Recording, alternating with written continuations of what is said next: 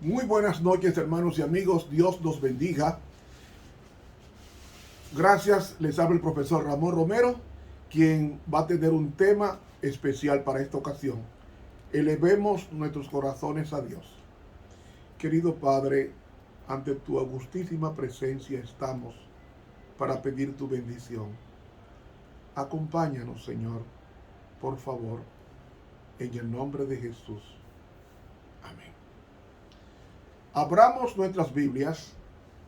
En 1 de Pedro 5:10 leemos: Mas el Dios de toda gracia, que nos llamó a su gloria eterna en Jesucristo, después que hayáis padecido un poco de tiempo, Él mismo os perfeccione, afirme, fortalezca y establezca.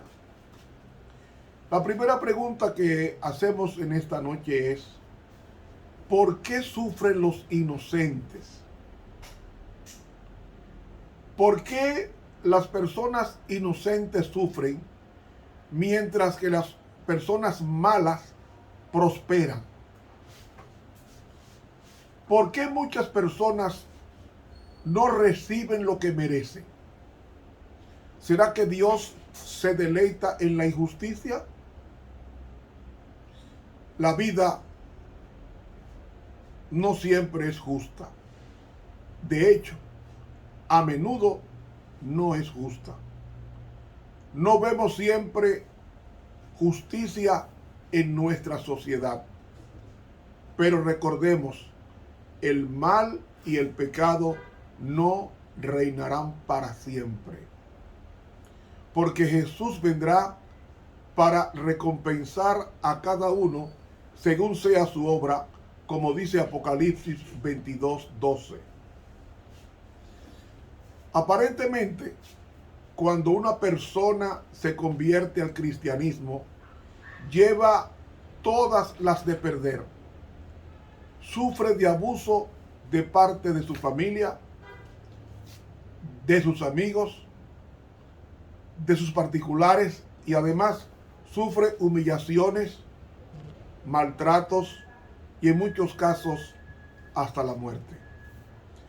Pero las personas que abusan del cristiano también sufren sus consecuencias debido a ciertas promesas que ha dejado Dios para la humanidad en Mateo 7:2, que nos dice: porque con el juicio con que juzgáis seréis juzgados, y con la medida con que medís os volverán a medir.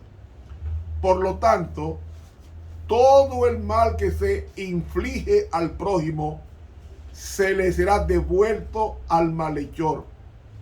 Esta es una ordenanza de Dios para contener el mal en el mundo. Y no nos vamos de este mundo sin pagar muchas de nuestras malas actuaciones, y después del milenio las pagaremos una por una.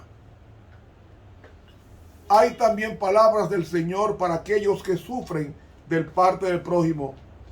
En Romanos 12:19 leemos: amados, no os venguéis vosotros mismos, antes dad lugar a la ira, porque escrito está: mía es la venganza, yo pagaré, dice el Señor.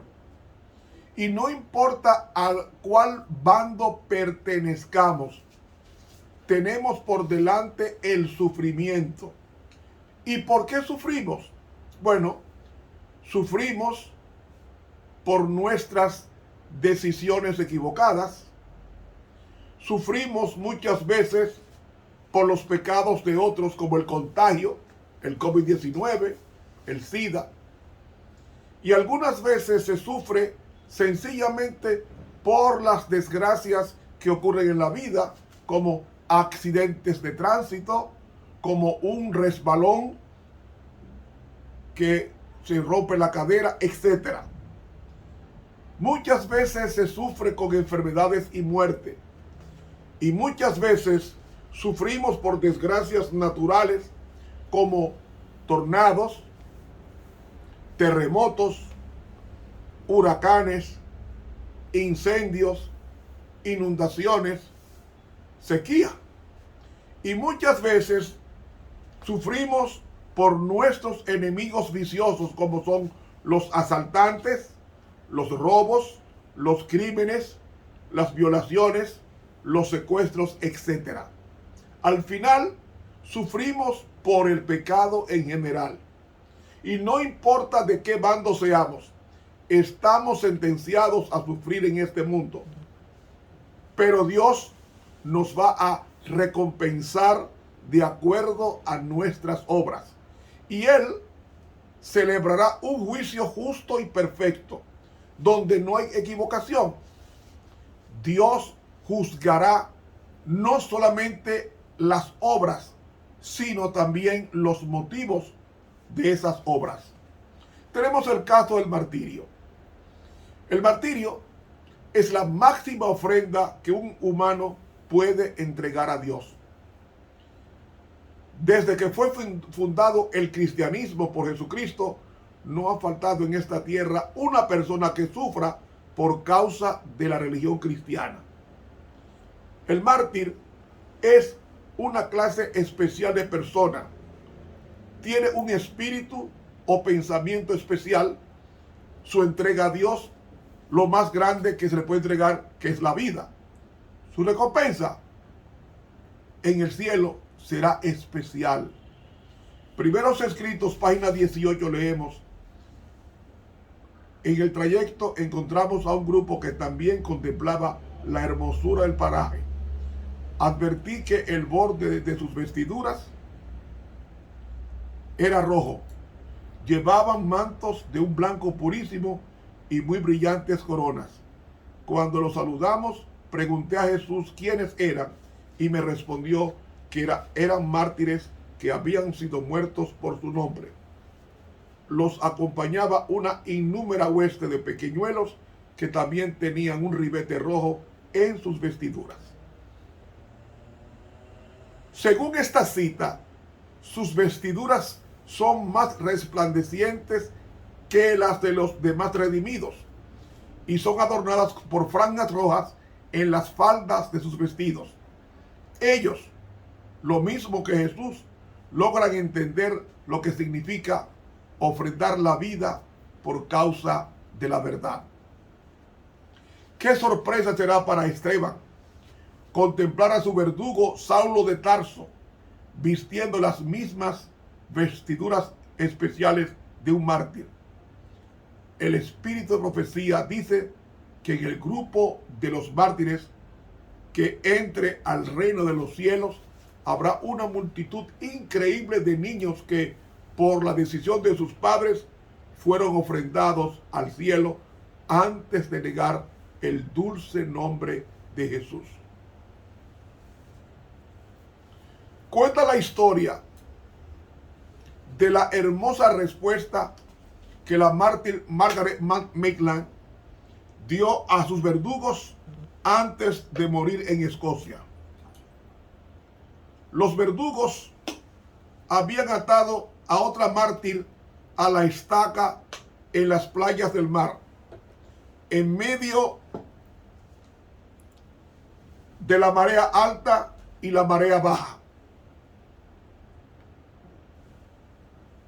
Los verdugos tenían la esperanza que cuando Margaret contemplara el sufrimiento y la muerte de su compañera, ella se aterrorizara y renunciara a Cristo y de su evangelio.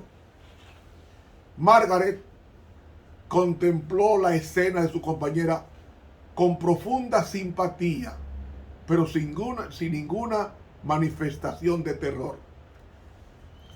Cuando los verdugos le preguntaron: Margaret, ¿qué es lo que estás contemplando?, contestó: estoy contemplando a Cristo sufrir en uno de sus amados hijos. Ella sabía que su turno era el próximo. Sabía que pronto moriría ahogada por las aguas del mar, pero también sabía que Cristo estaría con ella. Sabía que Cristo compartiría el sufrimiento con ella. sabía que Cristo la sostendría en esos momentos terribles de la vida. Y así fue. Esta es la clase de fe que necesitamos para los días finales. La señora White no se atrevió a preguntar a Dios por qué sufría. Porque en el libro Mente, Carácter y Personalidad, en el tomo 2, página 479, dice ella: no me atrevo a preguntar por qué me has arrojado al horno, por qué he tenido que pasar por aflicciones una y otra vez. La respuesta me llega por medio de estas palabras: lo que yo hago, tú no lo comprendes ahora, mas lo entenderás después. Juan 13:7. Los propósitos de Dios a menudo están velados en misterio. Son incomprensibles para las mentes finitas, pero el que ve el fin desde el principio sabe más que nosotros. Lo que necesitamos es purificarnos de todo lo terrenal, perfeccionar nuestro carácter cristiano para que seamos investidos del manto de la justicia de Cristo. Primera de Pedro 3:13 dice: ¿y quién es aquel que os podrá hacer daño si vosotros seguís el bien? Este texto pregunta: ¿quién os podrá hacer daño? El versículo no está preguntando quién os podrá hacer sufrir. Es muy diferente que nos hagan sufrir a que nos hagan daño. Todos podemos sufrir. Hay personas que nos pueden hacer sufrir, pero no nos pueden hacer daño. José, el hijo de Jacob, tuvo una vida de sufrimiento. Vez tras vez sufría de parte de sus hermanos, pero no le pudieron hacer daño. Todas esas experiencias le ayudaron en su crecimiento emocional, anímico, espiritual, mental, hasta que convirtió en el segundo hombre más poderoso del mundo de aquellos tiempos en el reino de Egipto. Pasó de la pobreza a la riqueza, de la esclavitud a la libertad, de la cárcel al trono, de las cadenas al cetro. ¿Sufrió José? Sí, sufrió mucho. ¿Le hicieron daño? No. ¿Por qué? Porque Romanos 8:28 dice: los que aman a Dios, todas las cosas le ayudan a bien.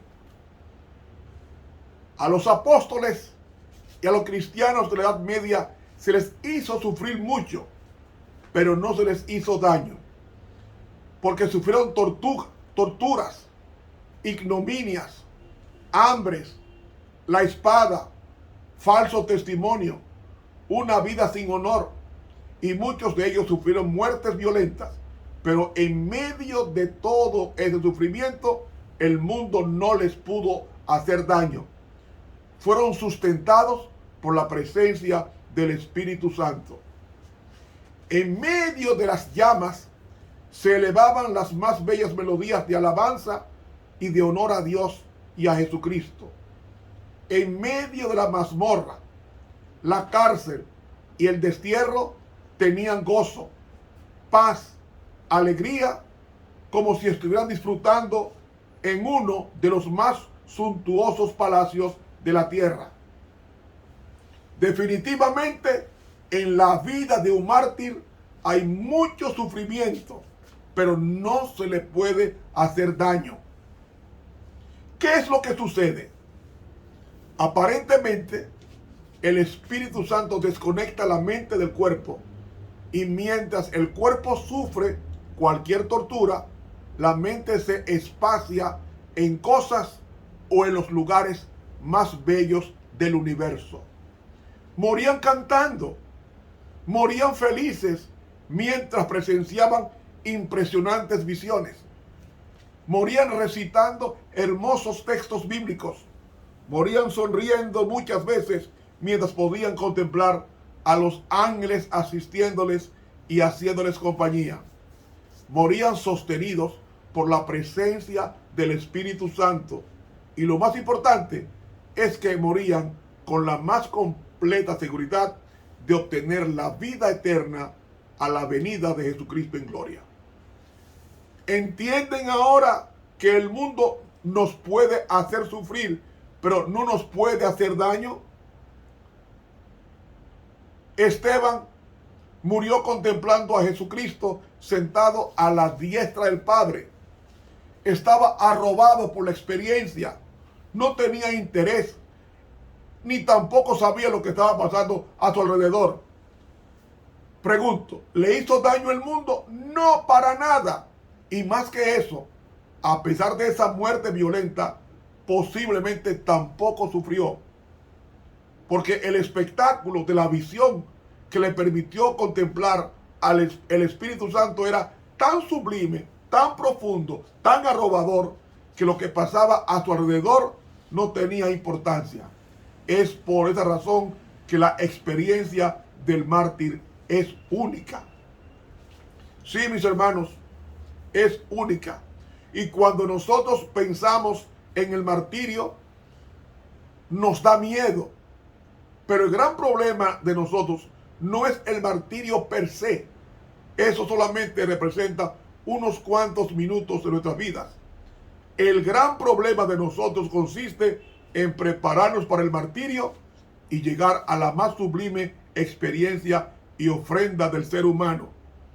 Y es solamente a través del estudio de la palabra de Dios, a través de una vida de oración, a través de una vida de estricta obediencia y a través de una vida llena de fe, que se puede llegar allí sin negar al Señor. Podemos ser felices en medio del sufrimiento. Cuando Pedro y Juan fueron encarcelados, dice Hechos 5, 40 y 41 lo siguiente: y convinieron con él, y llamando a los apóstoles Pedro y Juan, después de azotarlos, les intimaron que no hablasen en el nombre de Jesús, y los pusieron en libertad. Y ellos salieron de la presencia del concilio gozosos de haber sido tenidos por dignos de padecer afrenta por causa del nombre. Él mismo en 1 Pedro 3:14 dice: mas también si alguna cosa padecéis por causa de la justicia, bienaventurados sois. Por tanto, no os amedrentéis por temor de ellos, ni os conturbéis. El terror es una de las cosas que puede desintegrar la moral de un hombre rápidamente. Pedro nos hace una invitación para evitar el temor a aquellos que son enemigos del cristianismo y que están tratando de infligir cualquier sufrimiento al cristiano. Dice la pluma inspirada en el deseado de todas las gentes, página 97, la congoja es ciega y no puede discernir lo futuro, pero Jesús ve el fin desde el principio.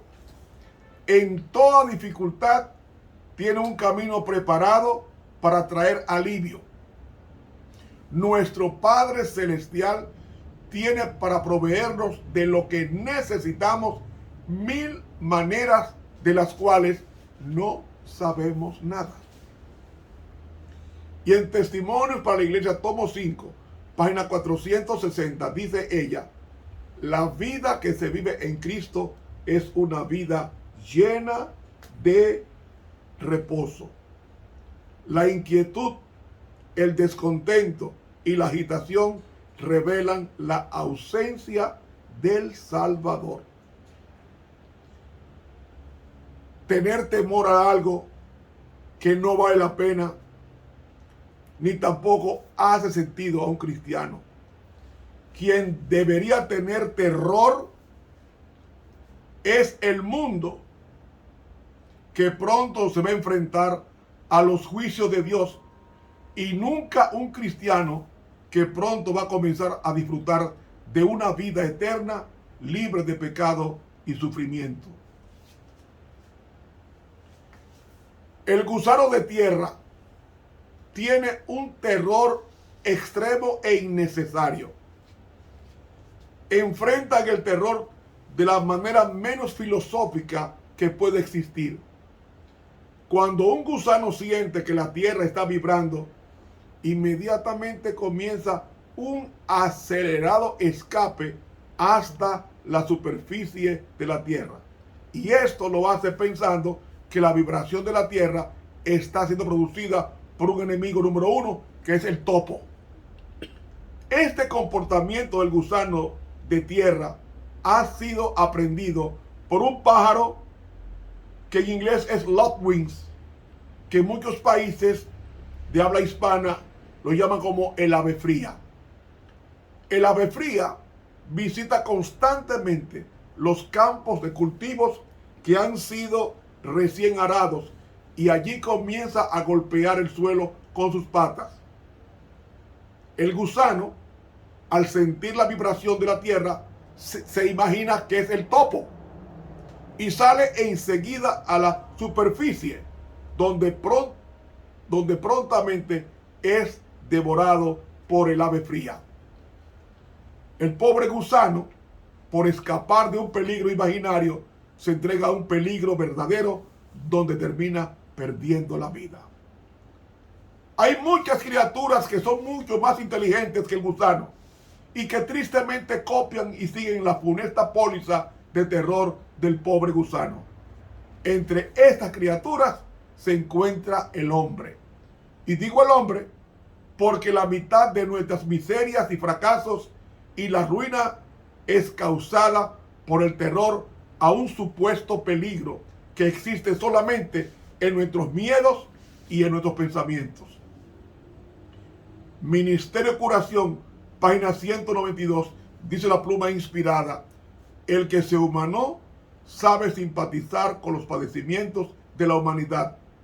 No solo conoce a Cristo a cada alma, así como sus necesidades y pruebas particulares, sino que conoce todas las circunstancias que irritan el espíritu y lo dejan perplejo.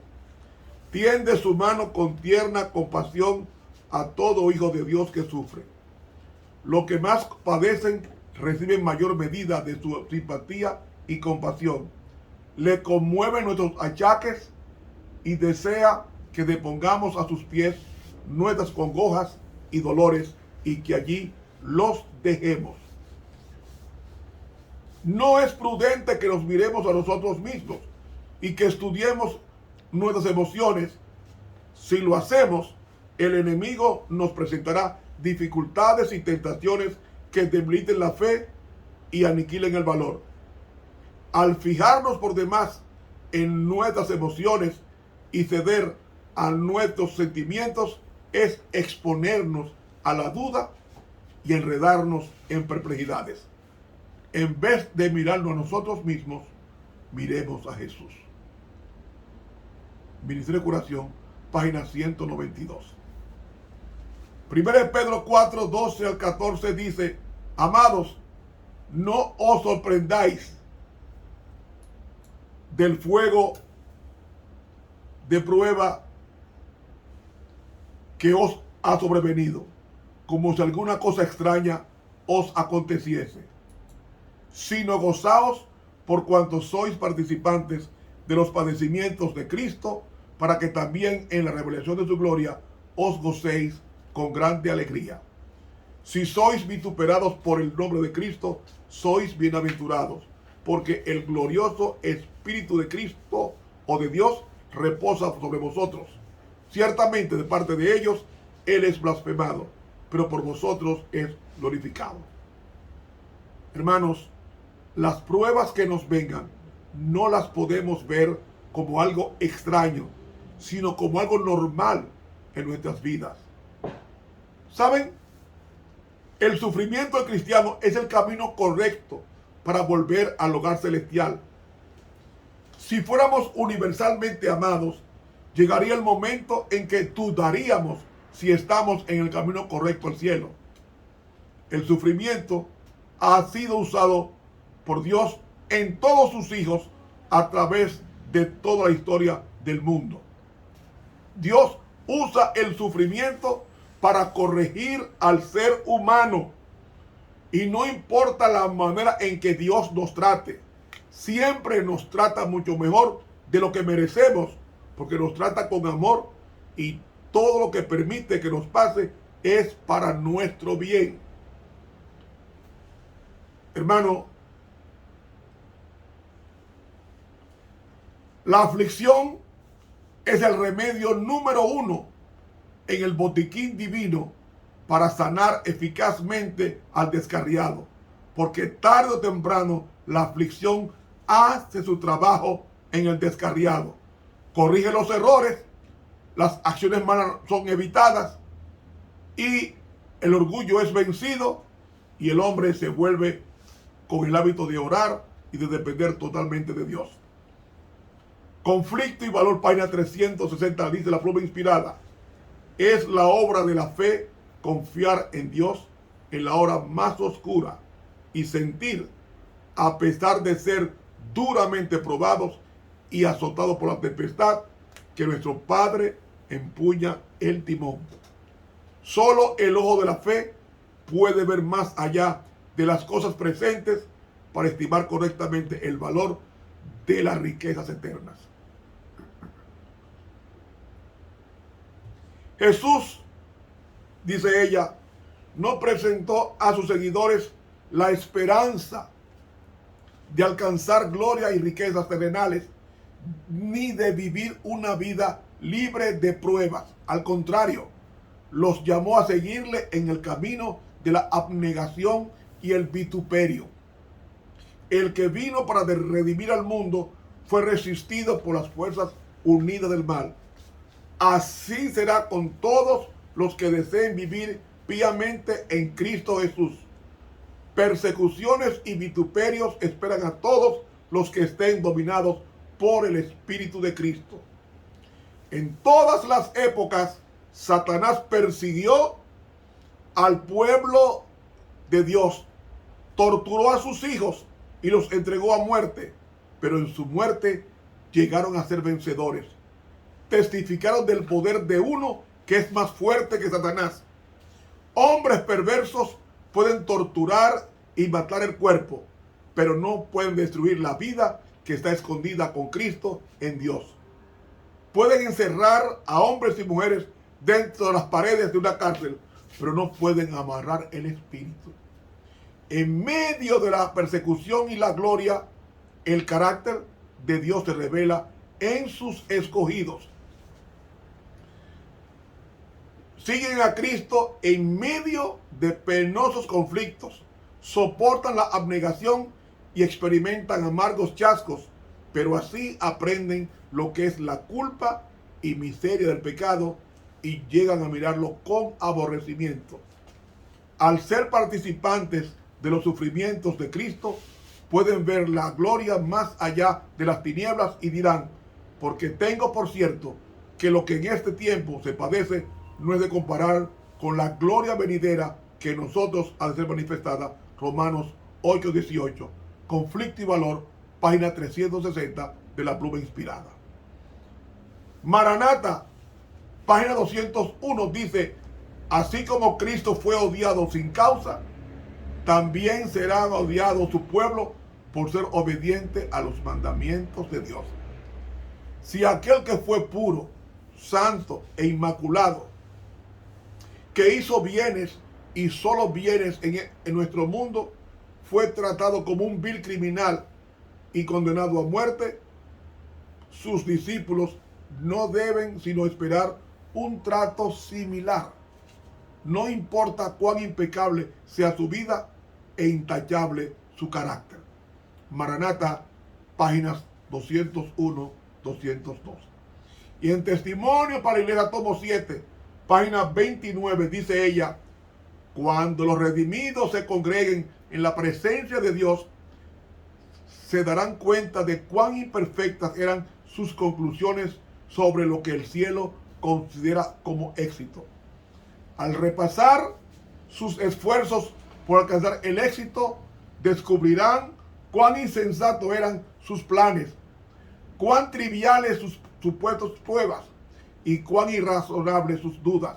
Entonces verán cuán a menudo acarrearon el fracaso sobre lo que hacían por no confiar en lo que Dios decía. Apocalipsis 2:10 dice: no temas en nada lo que vas a padecer. He aquí el diablo echará a alguno de vosotros en la cárcel para que seáis probados y tendréis tribulación por 10 días. Sé fiel hasta la muerte y yo te daré la corona de la vida. La respuesta corta es que sufrimos porque estamos en medio del gran conflicto de los siglos entre Cristo y Satanás. Cuenta la leyenda que cuando Aquiles era un niño, su madre, llamada Tetis, lo sumergió en las aguas del río del Hades llamado Estigia para convertirlo en invulnerable.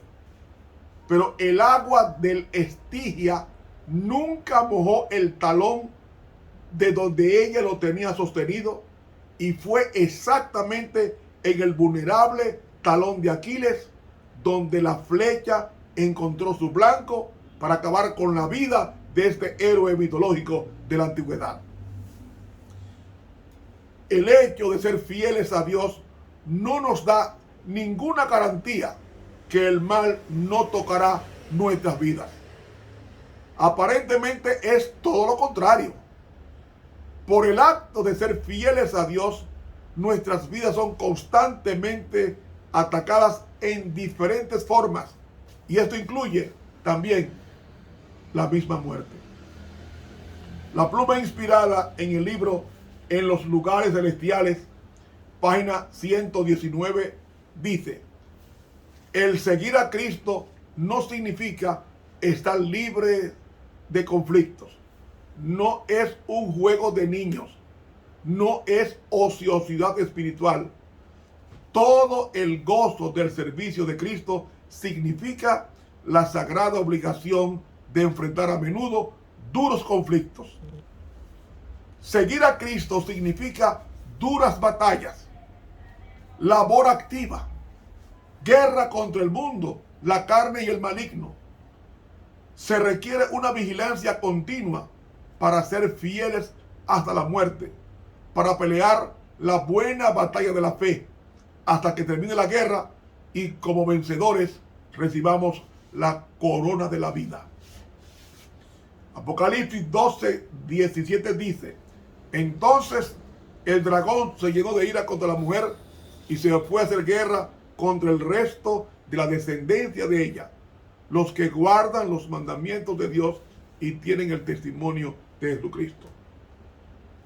Hermanos, pronto se desatará la tormenta más grande de la historia de este mundo.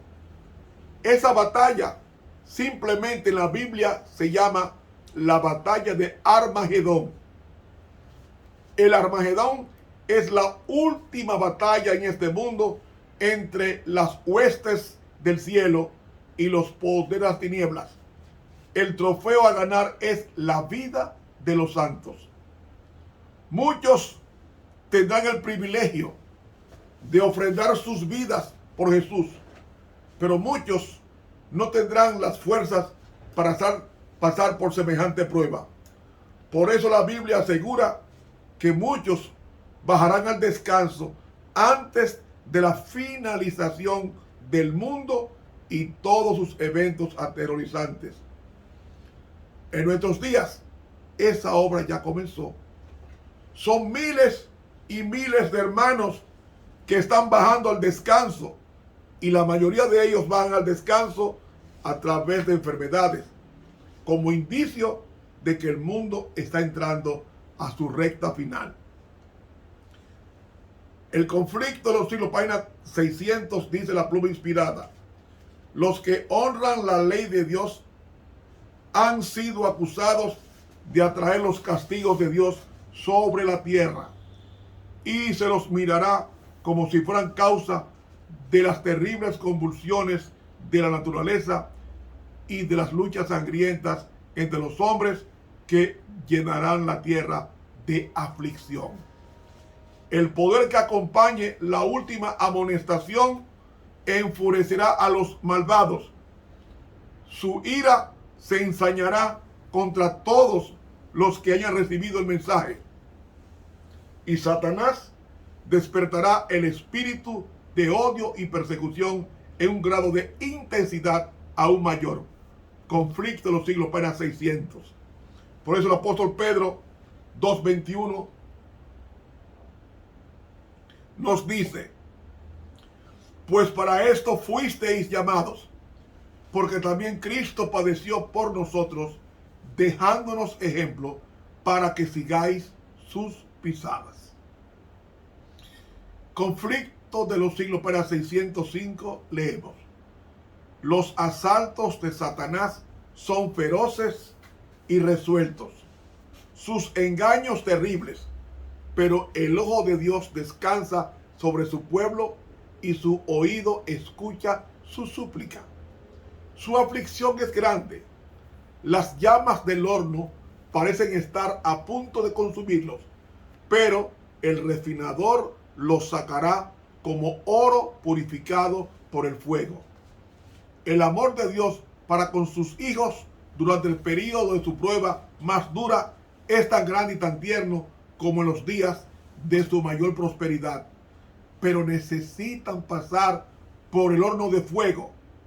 Debe consumirse su mundanalidad para que la imagen de Cristo se refleje perfectamente. Conflicto de los siglos, página 605 de la pluma inspirada. Hechos 14:22 dice: es necesario que a través de muchas tribulaciones entremos en el reino de Dios. Lo hemos estado estudiando las lecciones del trimestre, del crisol, del fuego refinador.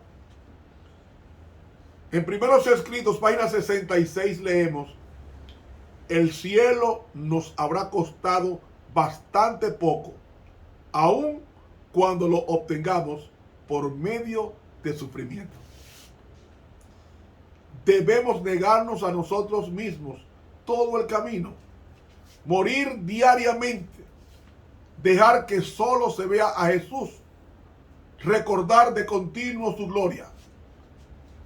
Vi que los que han aceptado la verdad últimamente tendrían que saber lo que es sufrir por amor de Cristo, que tendrían que soportar pruebas duras y amargas a fin de ser purificados y preparados mediante el sufrimiento para recibir el sello del Dios vivo, pasar por el tiempo de angustia, ver el Rey en su gloria y morar en la presencia de Dios y de los ángeles santos y puros.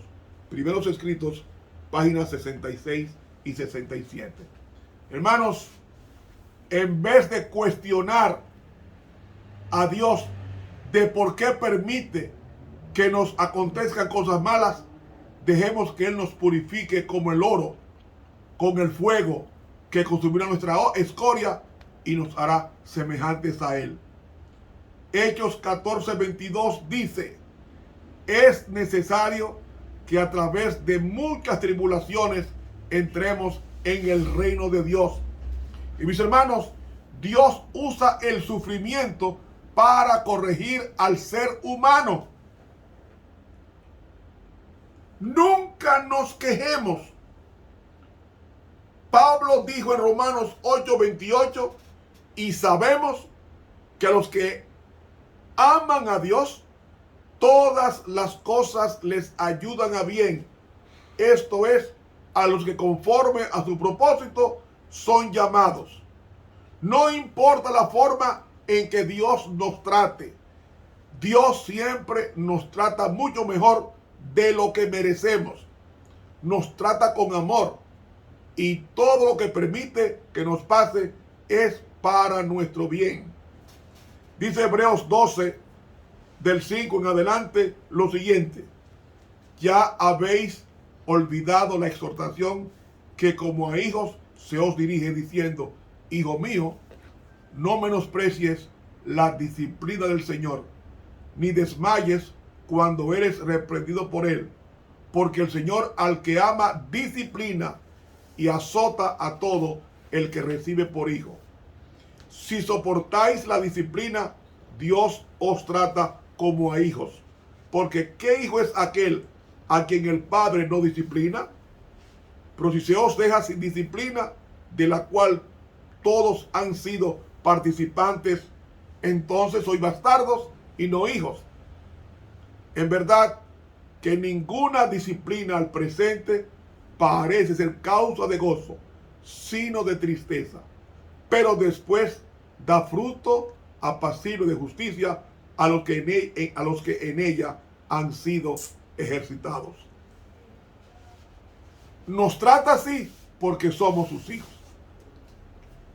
En el libro Ministerio de Curación, en la página 373, dice la pluma inspirada: el hecho de que somos llamados a soportar pruebas demuestra que el Señor Jesús ve en nosotros algo precioso que quiere desarrollar.